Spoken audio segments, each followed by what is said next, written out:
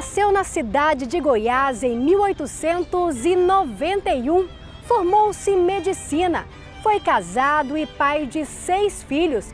Fundou Goiânia e governou o estado de Goiás. Eu estou falando de Pedro Ludovico Teixeira.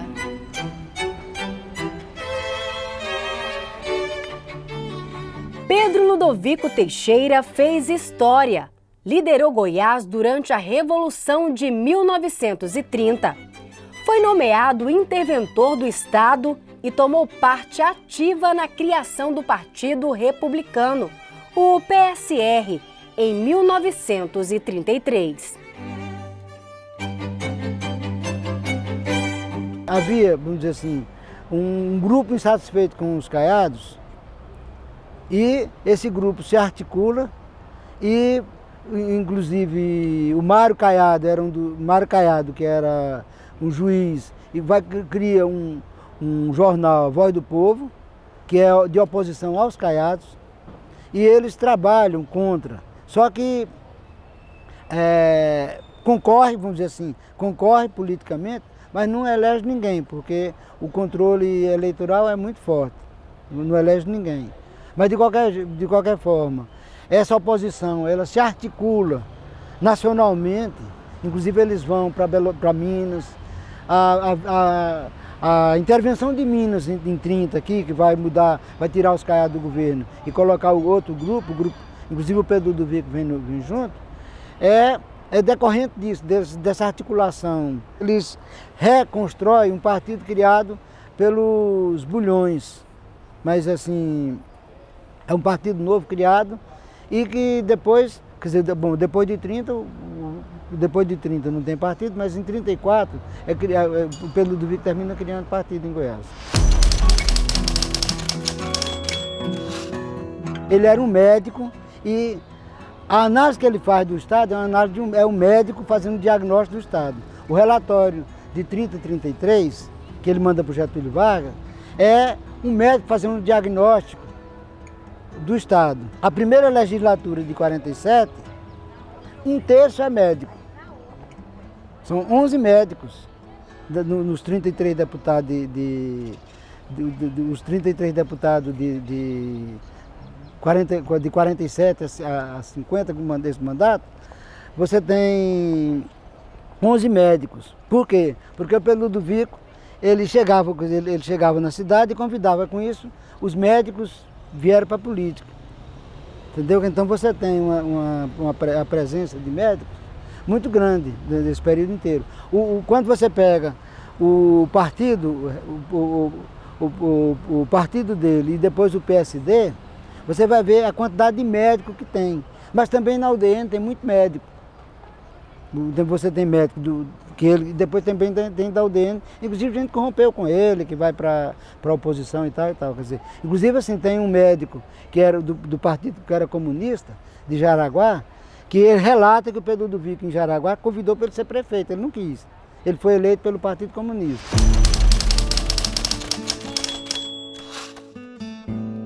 Do Pedro Ludovico, de fato, com a mudança da capital, ele mudou Goiás. Quer dizer, o Goiás era um estado atrasado, pobre, e, vamos dizer assim, a questão da autoestima, né, isso mexeu com a psicologia social do estado de Goiás. Goiânia mexeu com a psicologia social do estado. Goiânia e logo em seguida Brasília deram, vamos dizer assim, porque a questão da interiorização vai ser um fenômeno fundamental. Então, com Goiânia e com Brasília, o Goiás toma uma outra dimensão. Então, Goiânia tem um papel importante em termos de psicologia social, quer dizer, você sentir que tem um estado que se desenvolve. Então, e o Pedro Ludovico, ele trabalhou sempre a questão de Goiânia. Tanto que tem um relatório em 38, em 40, dizendo que ele não fez nada, quer dizer, não fez nada assim, não tem estrada, tal, tem Goiânia. Quer dizer, a grande construção dele é Goiânia. Quer Quer dizer, o desenvolvimento de Goiás é trazido por Goiânia. Quer dizer, assim, ele não investiu em estrada, não tinha dinheiro para investir. O estado era um estado pobre. Mas assim, Goiânia significou essa mudança em termos de psicologia social. E o Pedro Ludovico foi importante nisso aí, porque ele usou essa questão da mudança da capital como estratégia de poder, como eu digo, como condição de fazer realmente o Estado se tornar diferente.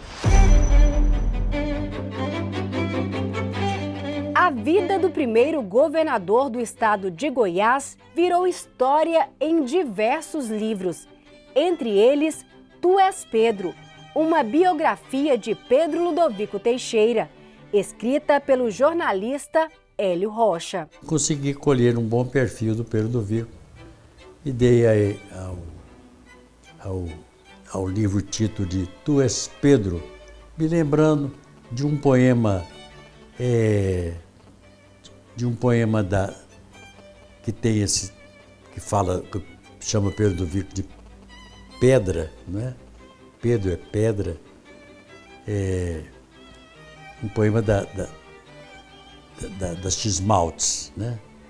E então eu acho que a gente compôs um bom perfil do Pedro Ludovico, preenchendo essa lacuna que existia na bibliografia política de Goiás. Quando ele assumiu em 1930, por força da vitória da Revolução Liberal de 1930, liderada por Getúlio Vargas, Goiás estava no antepenúltimo lugar no ranking do desenvolvimento dos estados. Estava à frente apenas do Piauí, que era o último, e de Mato Grosso, que então era um estado só, não havia Mato Grosso do Sul e do Norte, era um estado só. Então, Piauí, o último, Mato Grosso, o penúltimo, Goiás, o antepenúltimo. Hoje, Goiás está entre os 9 primeiros.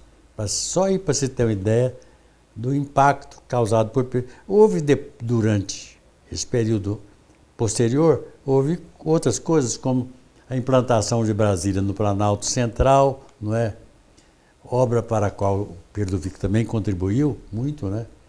E então você vê que só esse fato demonstra que ele foi o grande político goiano do século passado para cá.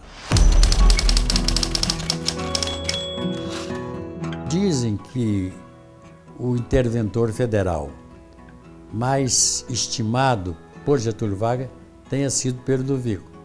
Uma coisa comprova isso, que ele foi o único que acompanhou Getúlio Vargas entre 1930 e 1945. Durante 15 anos, ele foi sempre o interventor em Goiás, com algumas ausências de alguma viagem, alguma licença que ele teve, mas então foi quem mais acompanhou Getúlio Vargas nesse período de 30 a 1945.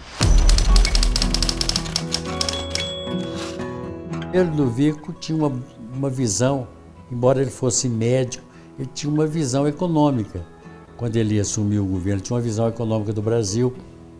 Ele tinha era um homem de leitura, ele inclusive lia bem em francês, tinha um bom conhecimento da causa mundial e assim ele soube escolher bons auxiliares e tocar o barco de Goiás a uma velocidade crescente, fazendo com que Goiás superasse aquela defasagem antiga e conquistasse um bom lugar no cenário brasileiro. E então ele foi interventor durante muito tempo, um sistema que não havia eleições, mas assim que o país foi redemocratizado, ele assumiu o seu papel no regime democrático. Ele se enquadrou. Para você ter uma ideia,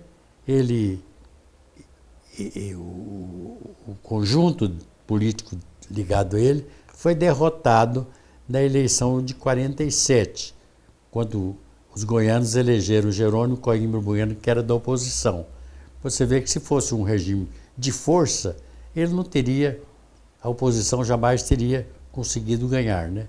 Ele Ganhou. Depois que ele voltou pelo voto, ele voltou em 50, com a força do voto, mas ele se enquadrou no sistema democrático. Então não se pode dizer que Perdovic tenha sido um homem antidemocrático, um homem autoritário. Não. Ele assumiu e terminou a vida como senador. Ele foi cassado como senador, punido pelo golpe militar, exatamente porque ele, no Senado, depois do golpe militar, ele pronunciou vários discursos defendendo a volta à democracia. O senhor define ele como o maior político que o nosso estado já teve? Com certeza, Perdovic tem essa dimensão. Ele reergueu Goiás, criou uma nova mentalidade, não é? E teve também o mérito de ter aberto caminho para que chegasse ao poder, também como governador de Goiás, um homem lúcido como foi seu filho Mauro Borges Teixeira. Mauro Borges foi o primeiro governo planejado em Goiás. Mauro Borges tinha uma visão muito ampla e muito conhecimento e criou um governo diferente, um governo que tinha uma visão mundial acima da mentalidade vigente. Perdovic é retratado muito em cima de um cavalo, quando ele percorreu, ele percorreu Goiânia, que estava sendo preparada, as Campinas Verdes de Goiânia estavam sendo preparadas para a construção da cidade. Mas Perdovic, na verdade, ele pode-se dizer que Perdovic tenha representado a era do automóvel, porque quando ele começou a governar, ele teve a necessidade de implantar rodovias, porque o automóvel tinha chegado. E então Perdovic criou uma nova era em Goiás, a era mais dinâmica e mais moderna, mais tecnológica, né? E isso é a sua verdadeira face, a sua verdadeira dimensão histórica. Com a transferência da capital do estado, antes Vila Boa de Goiás, para Nova Goiânia, nasce a necessidade da construção da primeira grande casa, a sede residencial do futuro governador e sua família. Construída em Art Deco, a obra teve início em 1934 e foi finalizada em 1937, mediante a execução da planta do então renomado arquiteto e urbanista Atílio Correia Lima. Foi dele também o projeto da nova capital do estado de Goiás. Agora nós vamos conhecer um pouco mais da intimidade deste político tão importante para o nosso estado. Aqui na sala de TV e biblioteca pessoal era o cantinho preferido de Pedro Ludovico Teixeira. E o neto dele, o seu Luiz, é que confirma isso para nós, né, seu Luiz? Perfeito. Como que era? Pedro chegava aqui e o que ele fazia? Ele chegava, aqui também ele gostava de ler os jornais aqui, depois à tarde ele preparava para ir para o cinema, no Casablanca, assistir filme de cowboy, tem esse som que eu botava as músicas para ele, tem um whiskyzinho dele que ele gostava de tomar. Pedro era bravo? Nada. Minha avó é mais brava do que ele. Era mais bravo? Ele era paciente. Nunca puxou a orelha? Nada, é calmíssimo ele. Vocês conviveram 8 anos? 8 anos. Não, muito mais, mas é porque quando você morou aqui? Que eu morei aqui 8 anos, mas eu morava aqui perto, minha mãe morava aqui perto. Depois nós mudamos para São Paulo, não aguentei morar em São Paulo e vim para cá. E os últimos anos de vida dele, eu fiquei aqui até ele morrer. Você já estava com quantos anos? Eu tinha uns 30, mais ou menos. Estava 30 anos, no auge. No auge. E você participava dos eventos festivos junto com ele? Junto com ele. Como que era? Inclusive eu participei lá no Liceu, eles fizeram uma homenagem a ele, o Liceu de Goiânia, era aniversário do Liceu. E eu que preparei tudo lá, que ele adorava dançar tango. Eu ficava observando ele, né? Dançava também não? Não, eu não sou bom para dança, não. E eu tô vendo que ali tem uma eletrola E vocês ouviam muitas músicas aqui? Tinha muitos eventos nessa casa? Olha, você vai surpreender do que eu vou falar. O Pedro Ludovico gostava muito de Roberto Carlos, principalmente músicas românticas. E quem não, né? Ele gostava de Detalhes. É a música preferida do Roberto Carlos, ele. Ele gostava demais. E a Nara Leão, ele admirava a voz da Nara Leão, que é uma voz assim, rouca, né? Forte, Ele admirava isso. Quando o pessoal vinha no dia do aniversário dele, o pessoal ia fazer serenata para ele. Ele subia naquela sacada ali e agradecia, e depois ele passou aqui para o quarto de baixo, ele saía aqui fora, tal, oferecia uns biscoitinhos para o pessoal. Ele adorava quando vinha uma banda lá de Rio Verde, que é a terra da minha avó. Bandinha lá de Goiás também, ele adorava. Ele ficava feliz da vida. Seu Luiz, o que você mais sente falta desse tempo? É a presença dele. A presença dele. Dele e da minha avó também, né? Os dois. Dá uma saudade muito grande, assim, sabe? Sempre eu estou lembrando dele. Na hora do almoço, uma hora que foi a última vez que eu vi ele em vida. Eu falei, meu avô, eu vou trabalhar e venho, eu vou esperar, eu vou vir mais cedo para ficar com o senhor aqui, para o senhor não ficar sozinho. Eu falei, não, meu filho. Ele simplesmente falou, não, meu filho, você não precisa sair mais cedo. Eu vou morrer hoje. Que é isso, o senhor está tão forte. Você não vai morrer, não. Eu sei, meu filho, eu sou médico, eu sei o que eu estou falando. Ele me assustou, né? Eu já fui meio cabulado lá para o Zoroastro Tiago, onde eu trabalhava. Aí eu cheguei para a diretora, a hora que ele morreu, 5 horas em ponto, e eu senti que ele morreu. Aí eu cheguei para ela, falei para a diretora que se eu podia vir, a Mara, chamada Mara Publi de Souza, ela que era a diretora lá. E Mara, eu posso sair agora mais cedo, porque eu tô com um mau pressentimento, alguma coisa de ruim teve lá na casa do meu avô. Eu falei, pode. Aí eu cheguei aqui. Quando eu cheguei lá na frente, aqui na Avenida Dona Gersina, na entrada estava televisão, estava tudo. Ele tinha acabado de falecer. Então me assustei com aquilo, né? Eu recebi a notícia assim.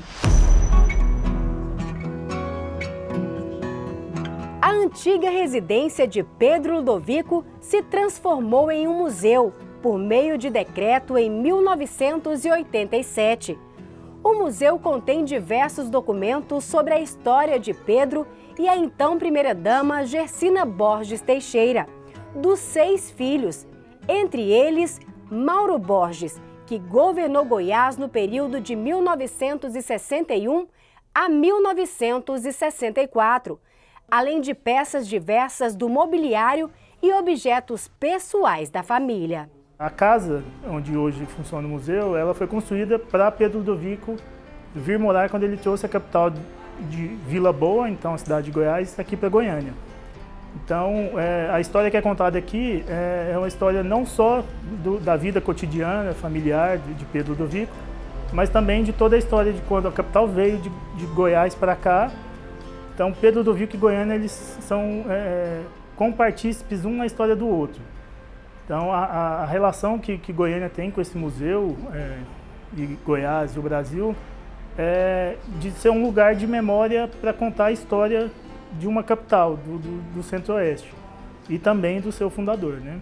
O Museu Pedro Ludovico Teixeira está localizado no centro de Goiânia, na rua Dona Gersina Borges Teixeira, esquina com Rua 25, agora com o projeto Café com Pedro. A gente está querendo aproximar mais ainda a população em geral goianiense, não só o público de ação educativa que a gente já recebe, mas todo morador de Goiânia, todo goianiense, a gente acredita que deve conhecer a história de Pedro Ludovico e, consequentemente, Goiânia, né? Como eu falei, as duas andam lado a lado.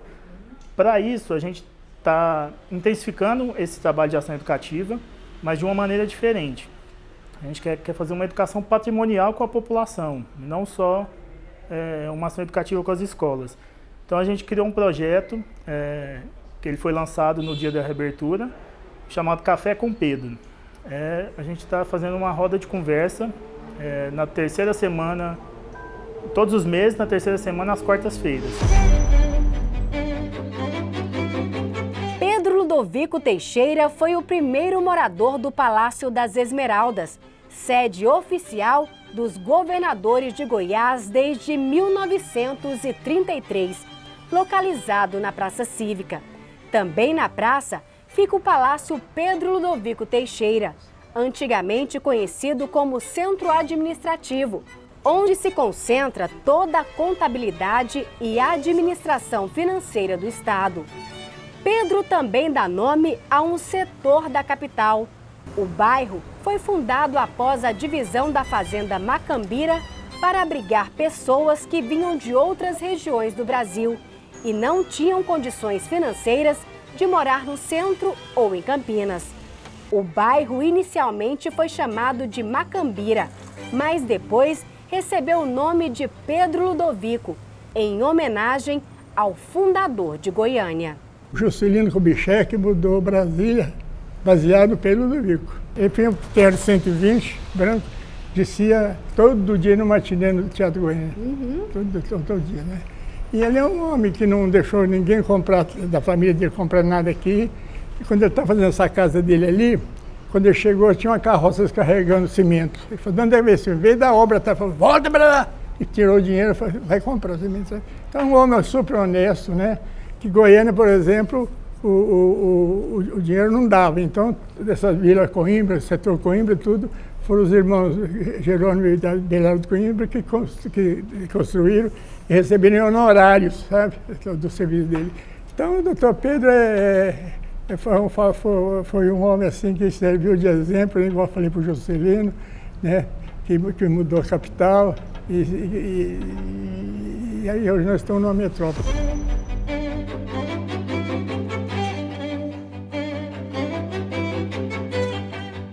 E esta é a história de Pedro Ludovico Teixeira, político responsável pela fundação de Goiânia. A menina dos olhos de Ludovico se transformou nesta metrópole, que é hoje a segunda capital mais populosa do centro-oeste brasileiro. Aqui, Ludovico deixou seu legado de lutas, conquistas, progresso e modernidade. Ele era um grande articulador. Ele era um articulador, claro que ele tinha muita força, muita influência, e usou essa força, essa influência para poder criar o mito do Pedro Ludovico, criar o mito, mas ele é, ao mesmo tempo, alguém com muita habilidade. Ele foi o grande político goiano do século passado para cá.